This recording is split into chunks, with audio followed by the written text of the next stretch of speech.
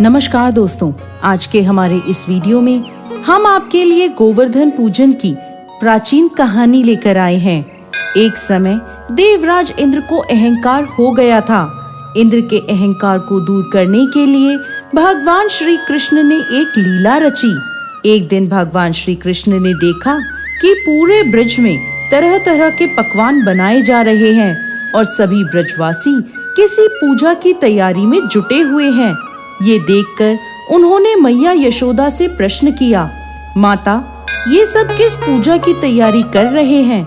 मैया यशोदा बोली, लल्ला, हम देवराज इंद्र की पूजा करने के लिए अन्नकूट की तैयारी कर रहे हैं। यह सुन भगवान श्री कृष्ण आगे पूछते हैं, मैया, हम इंद्र की पूजा क्यों करते हैं? माता यशोदा ने उत्तर दिया, हम इंद्र की पूजा करेंगे तो अच्छी वर्षा होगी। यदि अच्छी वर्षा होगी तो अच्छी पैदावार होगी, जिससे हमारी गैया को अच्छा भोजन मिलेगा। यह सुन भगवान श्री कृष्ण ने इंद्र की निंदा करते हुए कहा, लेकिन मैया, हमें तो ऐसे देवता की पूजा करनी चाहिए जो स्वयं प्रत्यक्ष आकर पूजन सामग्री स्वीकार करें। यह सुन मैया यशोदा के पास बैठी गोपियों ने कहा कि 33 कोटि देवी देवताओं के राजा की इस प्रकार निंदा ना करो लल्ला। यह सुन भगवान श्री कृष्ण कहते हैं, इंद्र में क्या शक्ति है जो वो हमारी रक्षा करेगा? इंद्र से ज्यादा शक्तिशाली तो यह गोवर्धन पर्वत है जो वर्षा का मूल कारण है। हमें गोवर्धन पर्वत की पूजा करनी चाहिए जहाँ हमारी गैया चरती है। इंद्र देव तो कभी दर्शन भी नहीं देते और यदि उनकी पूजा ना करो तो वह क्रोधित हो जाते हैं। ऐसे अहंकारी की पूजा कदाचित नहीं करनी चाहिए। तभी नंद जी वहाँ आ गए और पूछने लगे, इंद्र की पूजा करने से वर्षा होगी और हमें लाभ होगा, गोवर्धन की पूजा करने से क्या होगा? तब भगवान श्री कृष्ण ने उत्तर दिया, हमारी गैया गोवर्धन पर्वत पर चरने जाती हैं। गोप गोपिकाओं के आजीविका का एकमात्र साधन गोवर्धन पर्वत है। यह सुनकर सभी लोग बहुत प्रभावित हुए और सभी ने मिलकर इंद्रदेव की जगह भगवान श्री कृष्ण द्वारा बताई गई विधि से गोवर्धन पर्वत की पूजा अर्चना करी। गोवर्धन पर्वत ने समस्त पूजन सामग्री को स्वीकार किया और सबको खूब आशीर्वाद दिया।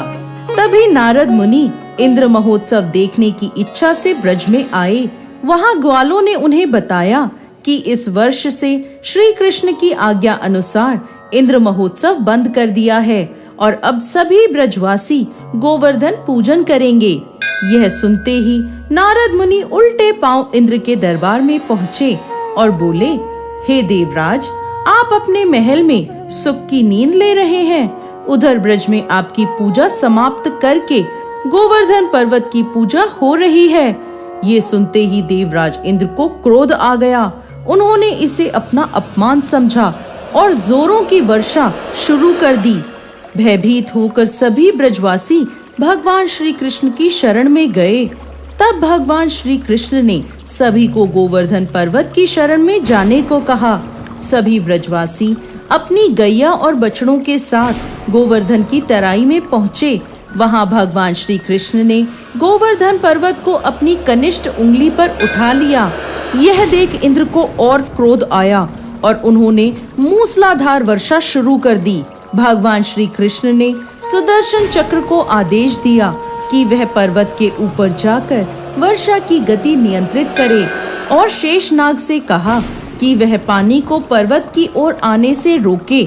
इंद्र लगातार 7 दिनों तक मूसलाधार वर्षा करते रहे और सभी ब्रजवासी गोवर्धन पर्वत की छाया में सुख पूर्वक रहे।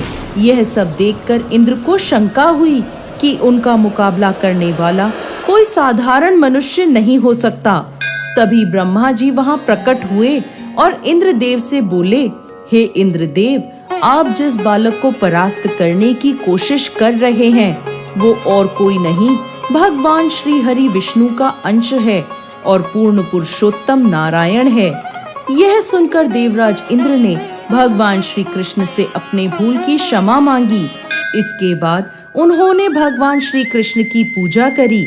इसी दिन से गोवर्धन पर्वत की पूजा की जाने लगी। जय श्री कृष्ण।